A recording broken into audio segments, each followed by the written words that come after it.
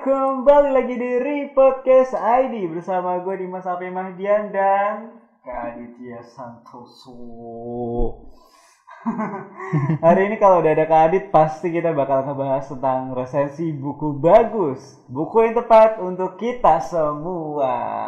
Tapi tak lupa kita untuk mengingatkan kepada teman-teman semua yang sedang menjalankan aktivitas di tengah pandemi seperti ini untuk tetap menjaga kesehatan kalian dan menerapkan 5M yang sebelumnya 3M.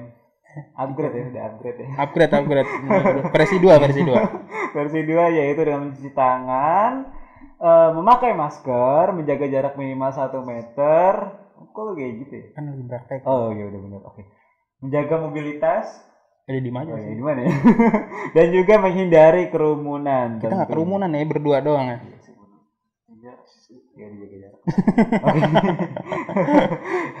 Oke, dan juga hari ini kita akan menemani kalian dengan obrolan mengenai buku, ya, buku yang tentang Tomorrow is Today karya dari Reinald Kasali.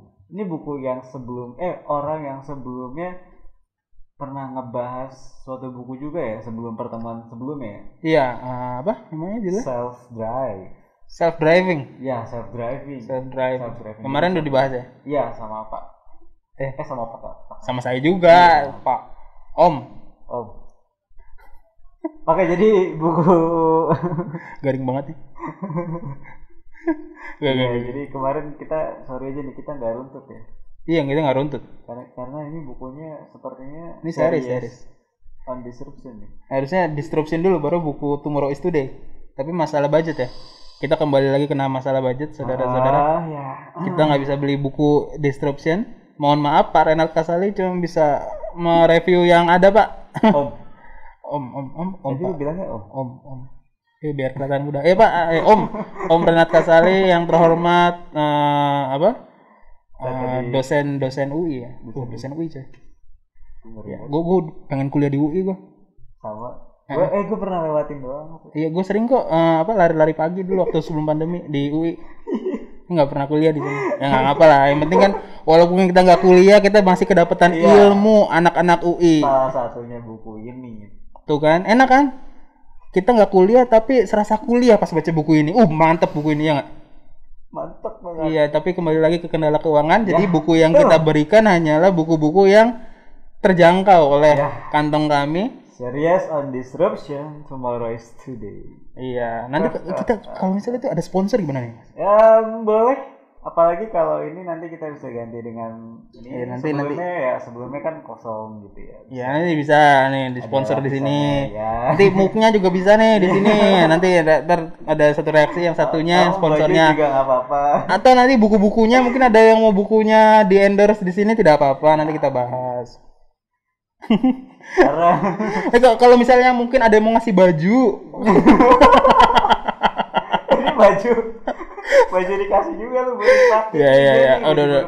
Tapi yang kasihan yang Spotify kagak bisa ngelihat. Oh iya. Yang di YouTube doang. Bisa juga ya. Nanti ntar kita ngomong. Ya baju dari teman-teman yang mau ngedit biar suara kita lucu-lucu juga nggak apa-apa. Jangan. Kayak gitu. Ya. Kita lanjut ke topik bahasan buku ini. Ntar kebulu bete anak-anak ya. Maaf coy. Jadi buku ini ngebahas masalah tentang apa sih? Ini terusan dari disrupsi. Iya, jadi disrupsi. Ada sedikit mungkin ya tentang disrupsi. Apa gimana tentang buku ini? Buku ini sebenarnya ngebahas tentang masalah disrupsi atau kekacauan. Kacau. Seperti hati kita ketika melihat si doi bersama dengan yang lain. Oh tidak. Kacau. Jadi kacau itu sebenarnya adalah kondisi di mana secara dunia sosial kita itu berubah. Dan kita nggak akan sama seperti sebelum. Misalnya kayak kita nggak jauh-jauh aja. Kita lihat aja corona. Corona itu disrupsi. Kekacauan, ya nggak? Iya, kacau nggak? Corona gue lagi lihat virusnya mana? Ada coy di sini. Gue udah pakai disinfektan coy. Tentu saja kita udah netralisir dengan disinfektan. Nah, jadi COVID-19 itu yang tahun 2020 lagi ngetren. Sekarang juga masih ngetren sih. Nah, itu adalah suatu disrupsi. Dan kalau misalnya kita nggak siap menghadapi COVID-19, kita bisa kehilangan pekerjaan kita. di PHK. Bisa kehilangan mata pencarian, bahkan kita kehilangan kesempatan kita untuk berkembang. Iya. Ya yang biasanya mungkin harusnya les berenang tiap hari jadi gara-gara Covid. Bisa sih. Kalau misalnya ada kreatif kan bisa berenang di rumah ya, pakai terpal. Ya, dikasih air. Nah itu berarti kan ada di hukum-hukum untuk menghadapi disrupsi. Ini kita receh banget ya. Ini tag kedua ya, maaf ya, jadi udah agak capek. Nanti kalau melanjutkan behind the scene ya. Iya nanti. Nah, jadi masalah yang diungkapkan di buku ini adalah banyak orang yang terjebak di masa-masa emasnya. Mereka nggak mau berubah. Dan terjebak di zona nyaman. Iya, terjebak di zona nyaman. Dan kata pepatah adalah orang-orang itu nggak mau berubah. Sehingga nunggu sampai dia itu merasa sakit, sampai rasa sakit itu melebihi rasa takutnya untuk berubah. Jadi orang itu sebenarnya takut kalau mau berubah.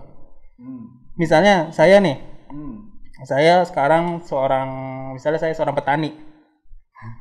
Saya biasa pakai cangkul. Tiba-tiba saya disuruh pakai traktor. Itu pertama ada rasa takut. Wah, biaya nyewa traktornya berapa?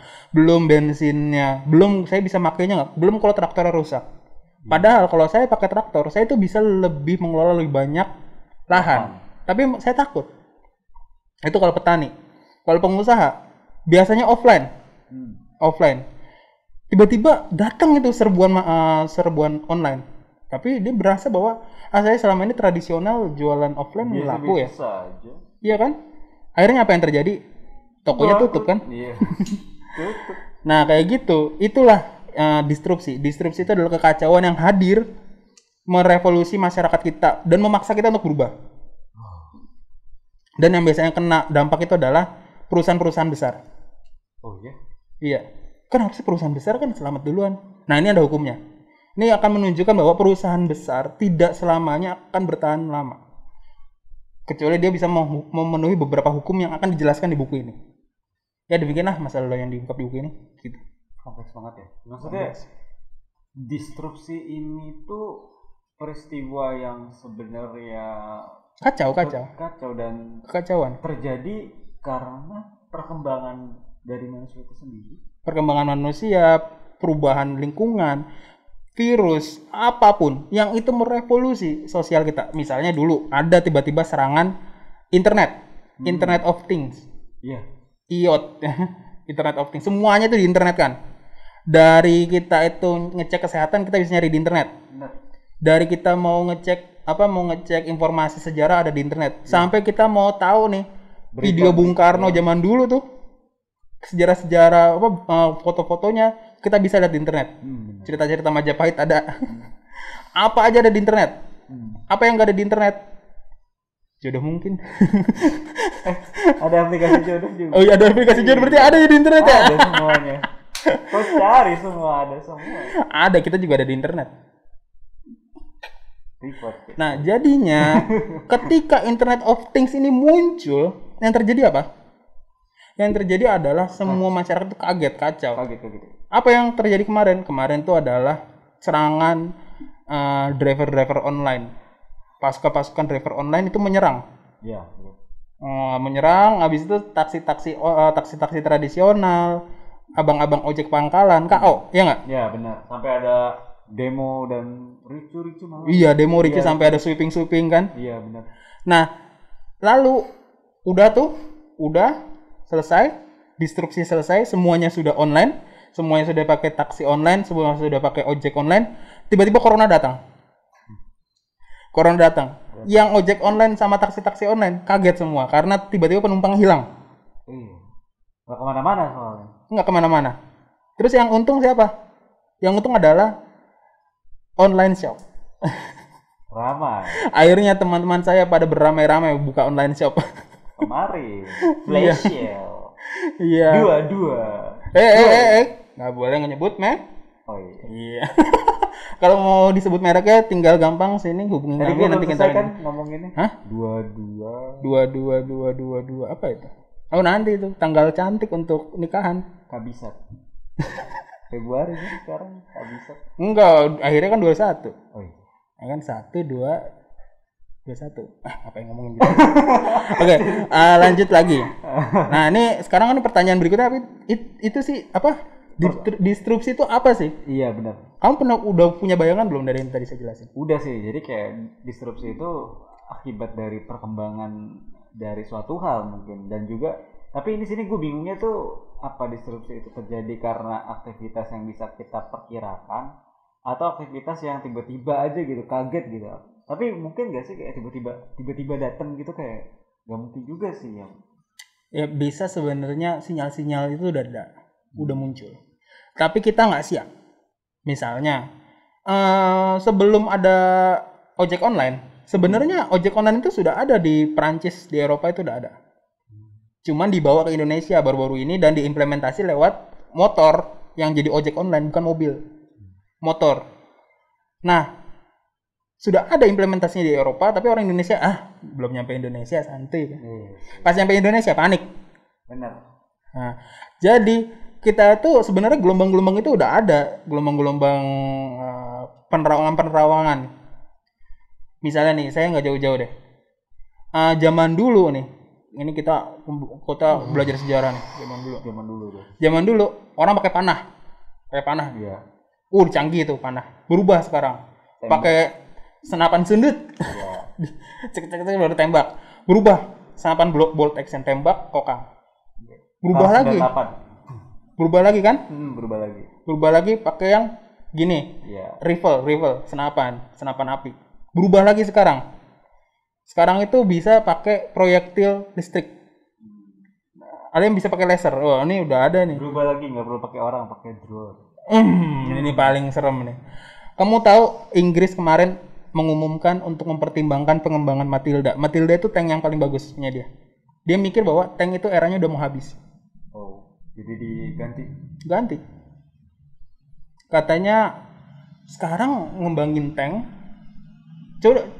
Coba kamu kalau misalnya kamu lihat ya di perang Suriah, ya. Itu banyak tank-tank T-60, tank-tank Abram itu teronggok. Tank yang segitu gedenya itu cuma dihajar pakai roket yang itu, tembus coy, tembus. Itu tank setebel itu bisa tembus pakai roket. Sekarang pertanyaannya, jangan-jangan tank itu terlalu berat, lambat. Nah, kita itu sekarang kayak gitu. Kalau kita berat, kita lambat, jalannya nggak lincah, ada perubahan, siap-siap tergilas. Efek dari disrupsi itu, dari perkembangan. Dulu peluru itu kan nggak bisa nembus tank ya. Iya. Sekarang keren, pelurunya itu bisa meledak dan masuk dalam tank. Jadi kamu di dalam tank nggak menjamin kamu selamat dari peluru. Serem sekarang. Saya ngebayanginnya itu, serem. Untung saya tidak naik tank. Dan untung saja Indonesia tetap damai, aman dan sejahtera. Jadi benar-benar bagus banget Indonesia ya. Ya, terima kasih Bapak-bapak di TNI, ya, Angkatan Laut, Angkatan Udara, Angkatan Darat yang terus menjaga integritas. Dan terus membuat NKRI berwibawa. Nah, ini kalau misalnya kita membayangkan, itu disrupsi itu luar biasa. Drone. Kemarin baru ketemu drone bawah air tuh yang di iya, nah itu serem banget. Ada drone masuk Indonesia, coy. Bukannya rudal. Drone bawah air yang itu. Nah, itu disrupsi tuh. Dulu kita selalu memikirkan bahwa yang masuk Indonesia itu bisa kapal selam. Ini enggak, lebih kecil lagi dari kapal selam. Drone. Wah, serem. Jadi disrupsi itu adalah gelombang-gelombang perubahan yang memaksa kita harus menerima perubahan tersebut. Kalau nggak terima, tergilas. Terima atau tergilas. Terima dan berubah, bereaksi atau tergilas. Nah, itu disrupsi. Serem ya? Serem gak? Udah kebayang? Udah. Ini kayak corona kalau misalnya kita nggak berubah, apa yang terjadi? Ya udah di rumah atau enggak jadi di rumah. Bisa kita kelaparan. Terus kelaparan. Nggak bisa berkembang, dan mungkin kita orang-orang yang tersisih. Mungkin seandainya tetangga juga ikut ngebantu kita, dia gimana ngebantu diri sendiri. Iya, jadi kalau misalnya Indonesia ini terlambat dalam menghadapinya, bisa-bisa lonjakan kematian di Indonesia itu lebih. Tapi untungnya ketika ada disrupsi corona, masyarakat Indonesia langsung bereaksi, cuci tangan, pakai masker, menjaga jarak, menghindari kerumunan, dan menjaga jarak, menghindari kerumunan, Ada 5 tadi. Yang satunya memakai masker. Memakai masker, mencuci tangan, Mencuci tangan. menjaga jarak 1 meter, mau menjaga mobilitas. Itu mobilitas. Menjaga mobilitas, iya. Nah, kalau misalnya kita nggak reaksioner menggunakan 5M ini, bisa lebih banyak lagi korban berjatuhan. Jadi ketika ada kondisi tertentu kita harus bereaksi, dan Indonesia ini ya karena penduduknya banyak, kita harus bersama-sama bersiap untuk menghadapi disrupsi. Tentu. Jadi disrupsi ini tuh ada penyebabnya tersendiri nggak sih? Selain apakah perkembangan atau? Jadi kan disrupsi ini perubahan. Cuman kadang-kadang kan kita bisa gagal menghadapi perubahan. Iya. Apa yang menyebabkan kita gagal menerima perubahan itu? Nah, ini dia. Kesuksesan di masa lalu. Yang pertama. Zona nyaman ya akhirnya. Zona nyaman. Dulu saya bisa jualan pakai gerobak. Iya. Sekarang, semua orang udah pakai promo online. Gak perlu ada gerobak, tapi bisa jadi ada barang bisa jualan. Sekarang. Dulu yakin bahwa saya yakin toko saya aku. Sekarang orang-orang pada nggak datang ke toko, orang-orang yang pesan dari online barangnya datang ke rumah mereka. Nah itu kan menyeramkan, kasihan orang-orang yang udah punya toko udah ngeluarin sewa, ya nggak? Karena kesuksesan di masa lalu menggagalkan di masa depan.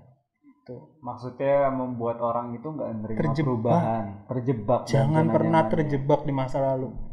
Jangan pernah terjebak di masa lalu. Masa lalu itu adalah masa yang sudah lalu. Kamu hidup di masa sekarang untuk masa depan. Jangan ingat mantan. Oke. Apalagi yang membuat disrupsi ini menjebak kita? Kompetensi. Jadi kadang-kadang kita itu punya keahlian. Oke. Saya ahli nih dalam bidang matematika, atau saya ahli dalam bidang arsitektur, atau saya ahli dalam bidang web design. Nah, bisa aja semua itu terganti. Udah ada artificial intelligence, sudah ada pengembangan mempersimpel sesuatu yang rumit. Misalnya dulu mendesain untuk memiliki website kita harus pesan, tapi lalu muncul blog. Ya, blog lebih mudah sekarang. Blog ya. Habis itu konten template-nya banyak. Bisa desain sendiri. Bisa jadi itu nanti itu kan blog ya. Iya. Bisa jadi nanti website juga demikian kayak blog. Udah ada template-templatenya, kita tinggal beli template langsung jadi websitenya rapi. Atau bahkan bisa gratis. Kita custom sendiri, kita desain sendiri. Ke depan web designer bisa terancam. Iya, benar. Lalu desainer arsitek. Bisa arsitek itu kalah sama artificial intelligence. Dulu kita menggunakan daya kreatif. Artificial intelligence bisa memasukkan semua data arsitektur di dunia, lalu dia mengkombinasikannya dengan kepintarannya, melahirkan desain yang sesuai dengan keinginan kita. Lebih berbahaya. Jebakan kompetensi ya. Iya, jadi kita merasa bahwa saya punya kompetensi ini, tapi kira-kira lalu nggak mau berkembang. Mati. Dunia sekarang lebih kejam daripada yang dulu. Dulu kita jadi petani, kita bisa bertahan hidup. Bisa. Tapi sekarang bisa jadi petani, harus pintar online juga. Pintar dagang, pintar pola juga bisa jadi. Iya. Cuma satu keahlian sekarang nggak cukup. Terus berkembang. Nah, habis itu yang kedua, yang ketiga ada sunk cost trap. Ini susah bacanya. Jadi jebakan kerugian. Jadi saya punya cerita. Dulu saya itu usaha lele, ternak lele. Asik. Sukses. Lumayan sukses. Satu musim saya ngelola sukses. Saya juga belajar gimana air lele dan lain sebagainya. Tapi pas saya hitung keuntungan saya itu nggak seberapa. Kenapa? Karena saya beternak di Jakarta. Lahan itu sempit. Habis itu bibit itu mahal, makanannya juga mahal. Iya, benar. Habis itu juga ini hujannya itu hujan asam di Jakarta. Jadi banyak polusi ya. Jadi lele itu lebih cepat berjamur daripada kita itu hujan yang alami di daerah yang lele itu mungkin lebih sehat karena hujannya masih hujan yang bukan hujan asam. Di Jakarta habis hujan itu lele bisa langsung kena penyakit karena hujan ini benar-benar hujan yang beracun. Nah, jadinya biaya kematian lele di kota-kota besar itu lebih tinggi daripada kita membesarkan di Bogor, di Puncak, daerah-daerah lah di ya. daerah-daerah lah. Nah, itu tapi saya di situ ngerasa dilema. Saya sudah usaha lele dan sukses. Saya lanjutkan, masa saya tinggalkan? Kan saya udah ngeluarin uang investasi peralatan, ember dan sebagainya sudah 3 jutaan. Nah, bisa saya kembangkan bisa sampai 10 juta. Mungkin bisa 20 juta. Nah, di sana saya punya pertimbangan. Saya mau melanjutkan rugi. Nih, saya rugi nih. Untungnya dikit kalau dibandingkan dengan cost. Saya lanjutkan atau saya tinggalkan. Nah, akhirnya saya tinggalkan karena saya menghitung di kota lebih prospek pekerjaan yang lain. Akhirnya saya tinggalkan. Ya, segmennya lebih banyak. Cuman saya cuma ngambil ilmunya doang. Oh, berarti kalau misalnya beternak kayak gini nih gambarannya. Nah, tapi di situ saya sudah melihat ada kerugian. Waktu itu saya beternak, saya mikir semakin dekat dengan konsumen, semakin saya untungnya besar. Ternyata enggak. Walaupun dekat dengan konsumen, cost-nya juga tetap besar. Akhirnya saya rugi kan.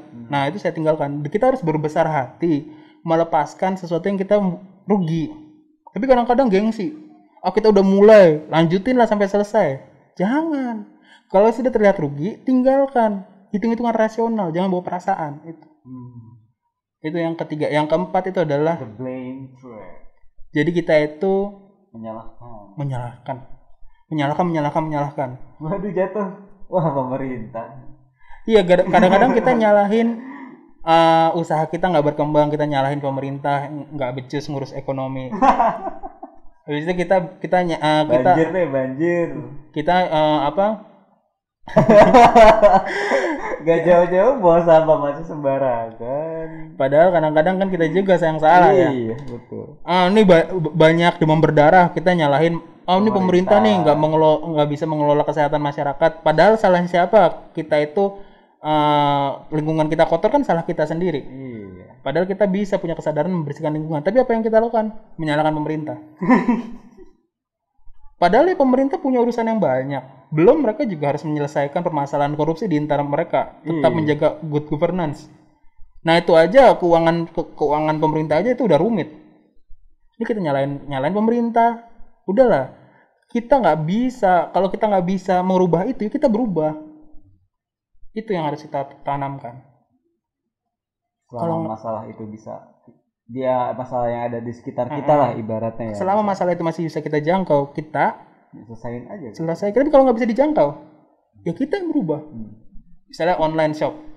Masa kita mau memaksa internet tuh down? Nggak mungkin kan? Ya pasti kita yang mau berubah. Gitu. Jangan nyalahin internet. Wah, ini gara-gara nih Mark Zuckerberg nih, gara-gara Facebook. Jadi teman-teman saya jualan di Facebook pada ngambil pasar saya. Ya jangan nyalain Mark Zuckerberg. Gara-gara Instagram, orang-orang pada jualan di Instagram laku nih gara-gara Mark Zuckerberg buka Instagram. Ya jangan nyalain lah, orang salah sendiri dia nggak mau jualan di Instagram. Iya. Ya nggak? Nah, itu the blame trap.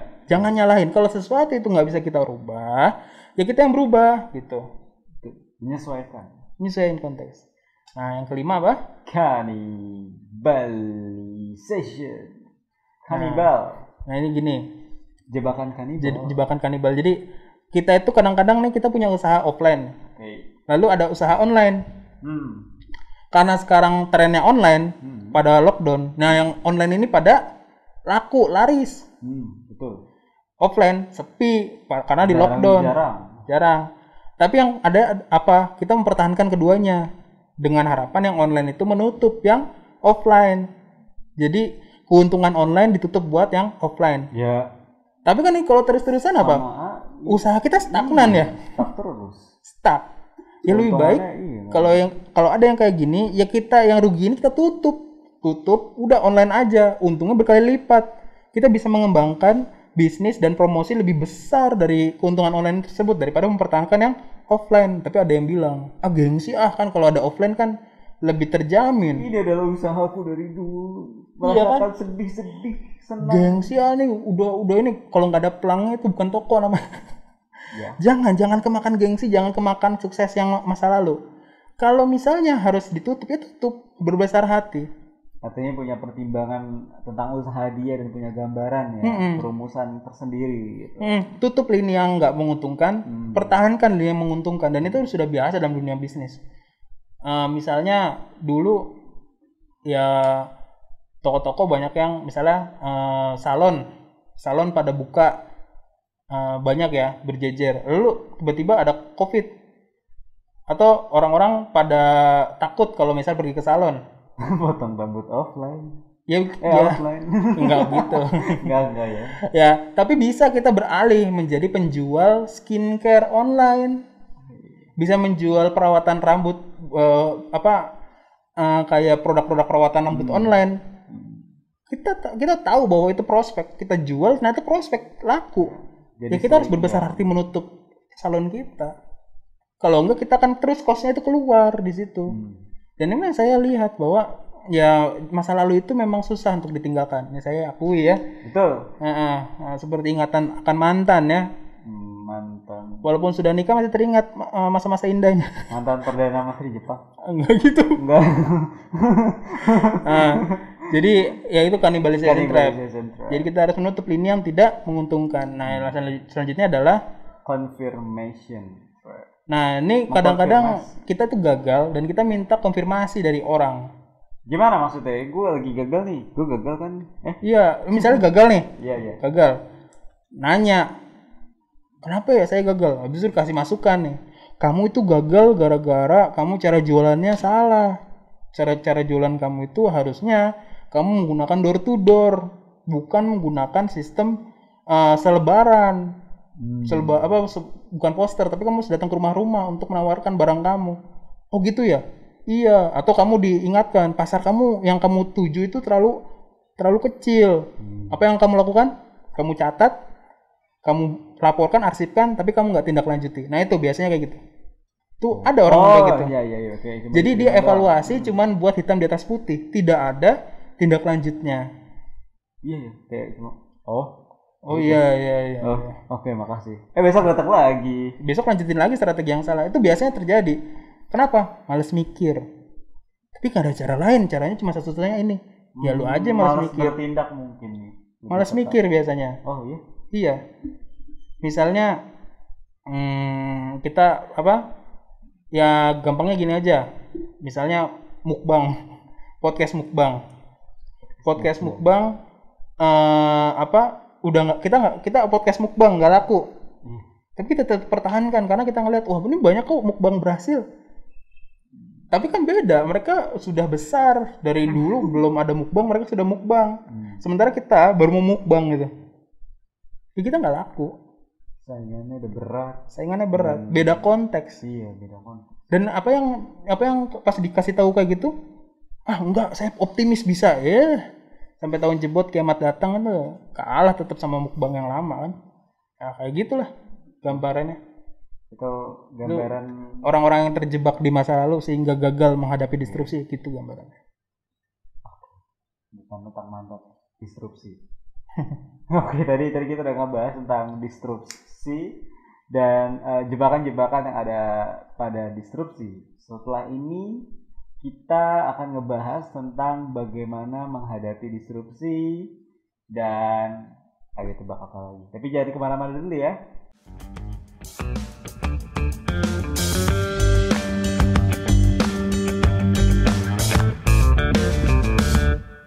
Halo guys, kembali lagi dari podcast ID. Tadi kita udah ngebahas tentang apa itu disrupsi dan juga gimana jebakan-jebakan disrupsi ini menjebak kita. Jebakan masa lalu. Dan gimana nih caranya menurut buku ini gimana kita bisa menghadapi disrupsi?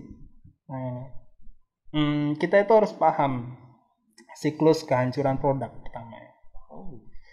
Nih, gue pakai baju apa nih? Bali. Nah di Bali itu kan ada yang 3 dewa tuh. Dewa pencipta, pemelihara dan penghancur ya. Si Siwa ini kan yang menghancurkan ya. Nah ini Siwa ini layaknya disrupsi yang menghancurkan, Brahmana yang menciptakan, Wisnu yang memelihara. Nah, kita harus fokus pada Brahma dan Wisnu dan Siwa yang menghancurkan. Disrupsi itu menghancurkan yang lama, menciptakan yang baru. Dan kita harus paham bahwa disrupsi itu ya seperti itu. COVID ini akan menghancurkan kebiasaan-kebiasaan lama Iya, benar. Kebiasaan-kebiasaan yang tidak peduli dengan kesehatan Kebiasaan digantikan normal dengan dulu. kebiasaan yang sangat peduli dengan kesehatan, ya nggak? Iya, benar. Nah, Ruangan di sterilin, kita jangan lupa cuci tangan. iya, ruangan sampai diasepin, disterilin dengan menggunakan ozon dan lain sebagainya kan. Protokol kesehatan jadi lebih padat dan lebih ketat di sini kan. Bahkan mungkin setelah ini kita langsung semprot-semprot dengan disinfektan kan. Nah, siklus kehancuran produk-produk yang lalu itu sama seperti itu. Kebiasaan-kebiasaan yang hilang akan menghilangkan beberapa produk Benar. dan melahirkan beberapa produk. Misalnya baru, ya, produk-produk akibat COVID ini orang-orang akan lebih peduli terhadap kesehatan. Produk-produk yang tidak menunjang kesehatan atau bahkan memperburuk kesehatan itu akan menghilang. Masyarakat akan lebih peduli pada kesehatan. Contohnya mungkin masker. Sarung tangan, habis itu disinfektan, sabun. Nah, itu pasti akan naik. Tuh. Naik. Nah, sementara produk-produk yang mungkin ya yang nggak terlalu berpengaruh pada kesehatan mungkin akan turun, bahkan yang tersier mungkin akan turun. Ya, ketika COVID-19 banyak orang menjual perhiasannya. Berarti tersier kan, menjual perhiasannya untuk bisa bertahan hidup. Nah, pedagang-pedagang emas kan pasti rugi kan? Benar. Pedagang perhiasan. Rugi. Nah, itu bisa terjadi di situ. Siklus kehancuran produk. Kita tahu bahwa produk itu akan ada yang turun, ada yang naik, ada yang mati, ada yang hidup. Nah, seperti itu. Itu yang pertama kita harus pahami. Yang kedua itu adalah kita tuh harus bebas dari masa lalu. Jangan kuno. Nah, ini saya itu kepikiran laptop sama PC sama tablet. Apa yang dipikirkan? Dulu saya itu bangga punya PC. Punya PC bangga banget. Segede gabang kan, kelihatan punya. Teman saya datang ke rumah, PC gue nih, segede gabang. Kalau nyala itu berisik. Mesin air. Nah, abis itu berubah sekarang jadi laptop. Bahkan kemarin itu kan saya ganti dari PC ke laptop ya.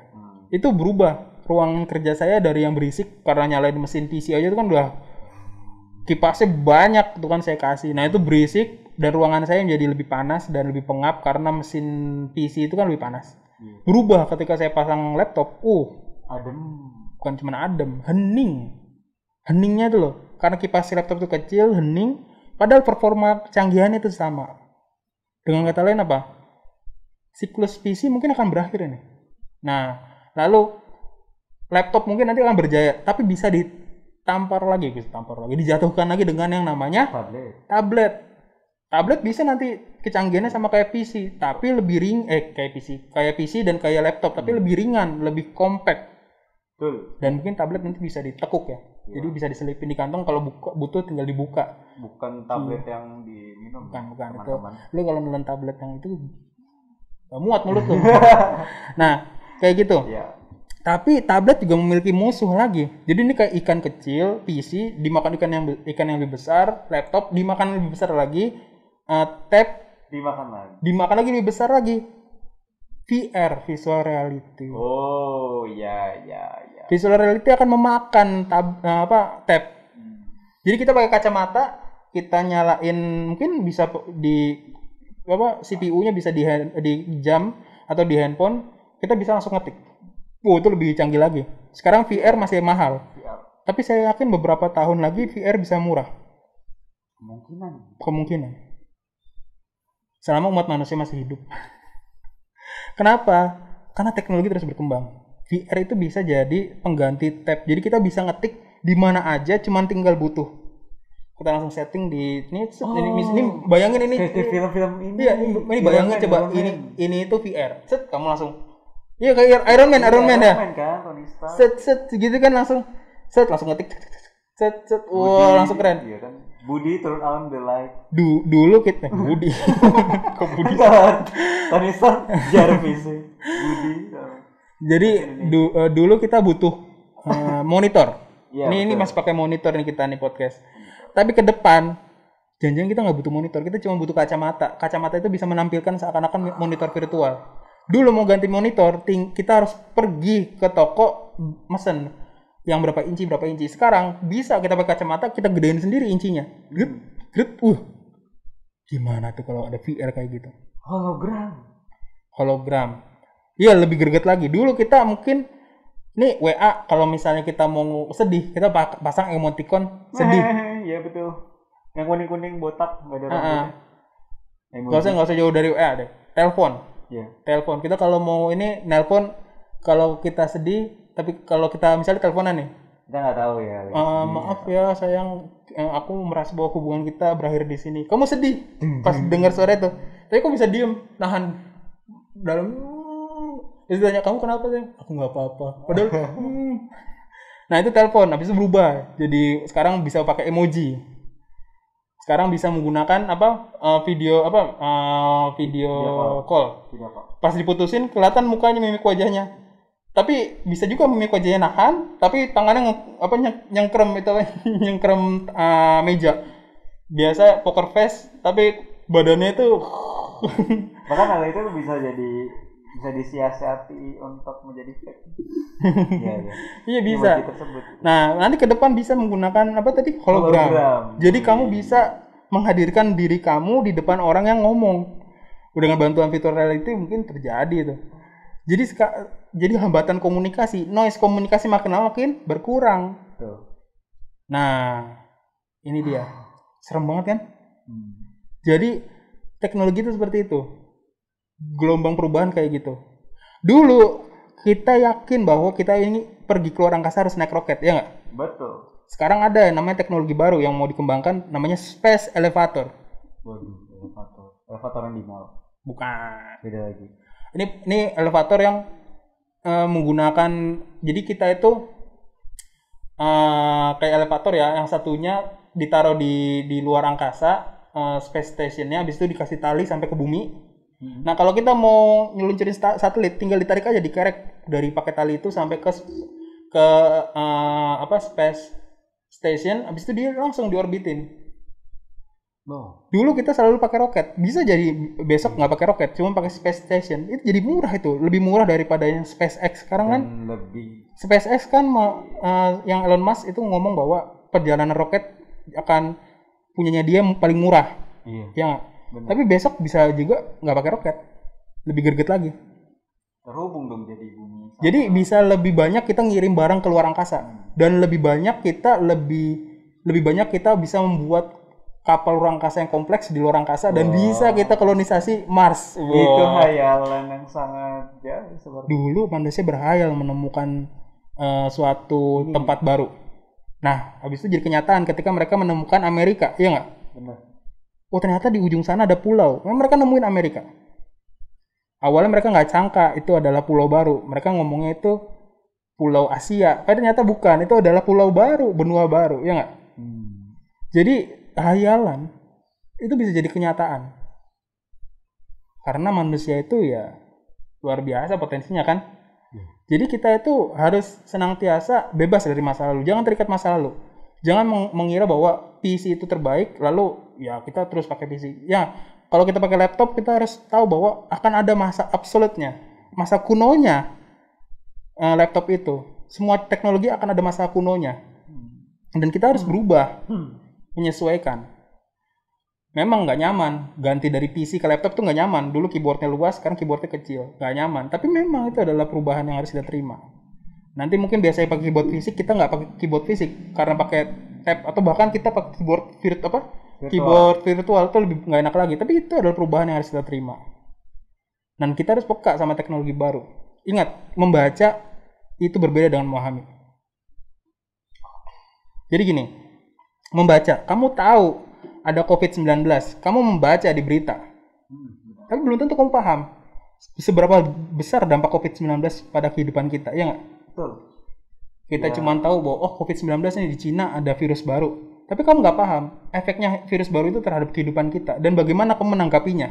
Ya waktu awal-awal pandemi pertama kali ya. Nggak mungkin lah itu masuk kayak gini. Gue sampai ngomong kan, dengan kekuatan jahe kami akan mengalahkan segalanya.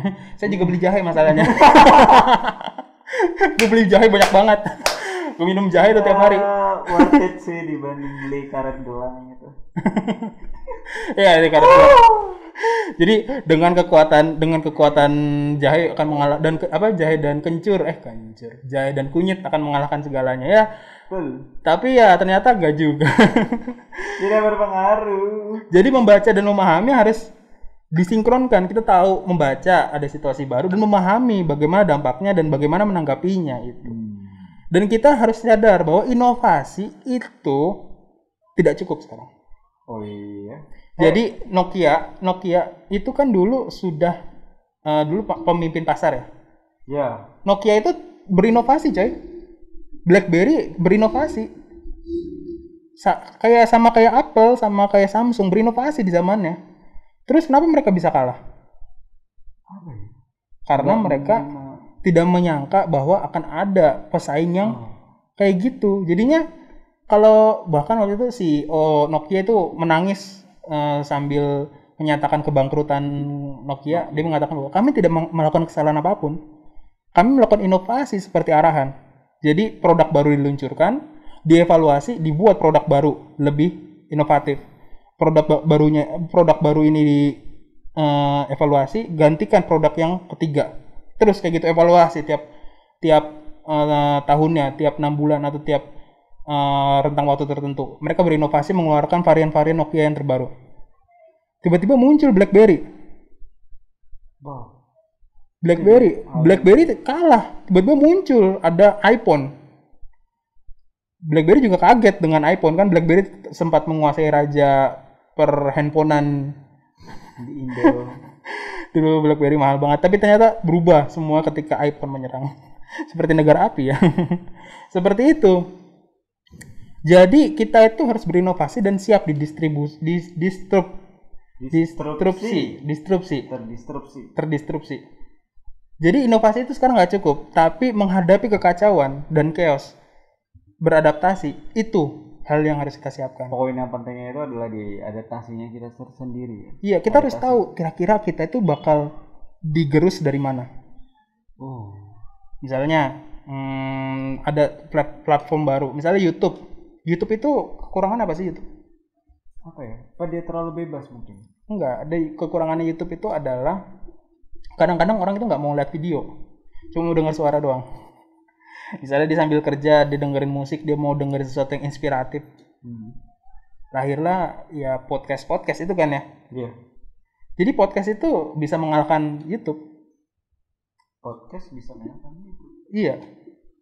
Podcast bisa ngalahin YouTube. Bisa kemungkinan terjadi. Nah, YouTube harus bisa menghadapi, makanya YouTube kan kemarin juga ngeluarin kayak sejenis podcast juga yang cuman suara doang kan. Iya. Nah, kayak gitu. Jadinya ya bagus itu, saya kasih jempol lah, YouTube beradaptasi dengan baik. Tapi ya kalau misalnya mau nyaman, sebenarnya YouTube bisa nyaman dengan videonya, tapi dia memaksa dirinya terdistrupsi. Jadi sebelum dihancurkan oleh ombak, dia mengombang-ambingkan dirinya supaya dia itu siap menghadapi ombak tersebut. Seperti itu. Jadi harus siap. Dan kita juga harus membangun kompetensi baru. Misalnya kamu ahli dalam memanah. Zaman sudah berubah menjadi menggunakan senapan sundut. Ya udah, kamu harus bisa menguasai senapan sundut. Dulu Indonesia punya tank udah bangga. Sekarang tank itu bisa kalah dengan drone. Ya kita harus beli drone. Lebih efisien drone. Iya. Mengurangi. Nanti drone bisa kalah sama misalnya laser dari satelit nembak. Science fiction aja ya. Nanti kita harus juga punya kayak gitu. Harus punya Indonesia kayak gitu. Habis itu juga kita harus mengembangkan kinerja kita. Ya nanti generasi Y sama generasi Z. Generasi Y itu ya generasi milenial ya. Saya itu lahir 95. Nah, ini saya generasi milenial terakhir. Nah, kamu tahun berapa lahirnya? 2001. Nah, kamu generasi Z. Nah, nanti kinerja kita berdua itu beda. Jadi ternyata ada di buku ini dijelaskan bahwa generasi milenial itu cara gaya hidupnya aneh. Jadinya gaya kerjanya itu aneh. Ya saya akui saya aneh. Kinerja, Kalau nggak aneh saya nggak muncul di sini, saudara. kinerja sama kompetensi itu maksudnya gimana? Kan kinerja itu kinerja itu adalah perilaku sikap kerja, kompetensi itu keahlian. Oh, Jadi perilaku kerja saya itu aneh. Generasi milenial itu nggak suka didikte, lebih sukanya inisiatif. Generasi-generasi sebelum milenial kan mungkin lebih suka didikte, dikasih arahan. Generasi milenial ini generasi-generasi yang lebih suka, ya saya mikir sendirilah, saya punya otak gitu. Nah gitu, lebih suka inisiatif. Bahkan kalau misalnya ditekan, mendingan saya nggak usah lah, saya kerja sendiri aja gitu. Generasi milenial. Generasi Y itu berbeda. Generasi Y ini generasi kamu ya, generasi yang katanya itu irian. Hah? Iri sama siapa? Tetangga. Iri sama generasi Z. Oke, Ini kan dia udah sukses ya. Ya generasi Z duluan, generasi Y duluan, ya generasi Z ya kalah sukses. Tapi generasi Z ini sebenarnya punya kemampuan. Ya kayak kamu punya kemampuan, punya potensi, punya ide. Ya generasi milenial ya harus menerima generasi Z ini ya punya kesempatan untuk berkembang. Bagaimana mengembangkan kinerjanya. Nah ini kalau menghadapi disrupsi, ya kinerja mereka harus dikembangkan dengan cara gaya kerjanya mereka. Kalau generasi Z ini dikasih kesempatan untuk menyaingi seniornya, generasi Y dikasih kesempatan untuk berkreasi sendiri. Udah tuh, kasih mereka gaya kepemimpinan sesuai dengan generasinya, mereka berkembang kinerjanya. Generasi Z Hah? duduk aja. Apa? Duduk aja lagi kelas online. Generasi Z ya banyak yang lagi di kelas kelas online.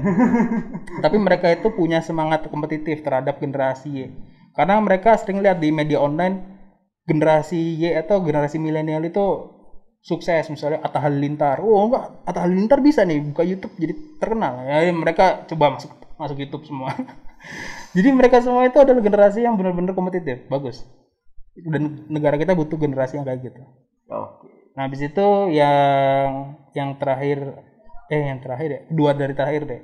Menyadari peluang di balik disrupsi. Jadi kemunculan corona ini adalah suatu yang mengganjal hati kita karena ya sebuah musibah. Banyak yang meninggal, tenaga kesehatan menjadi korban. Dan saya sayangkan itu ya, orang-orang hebat loh itu, orang-orang itu ada yang profesor meninggal, sayang banget ya Allah.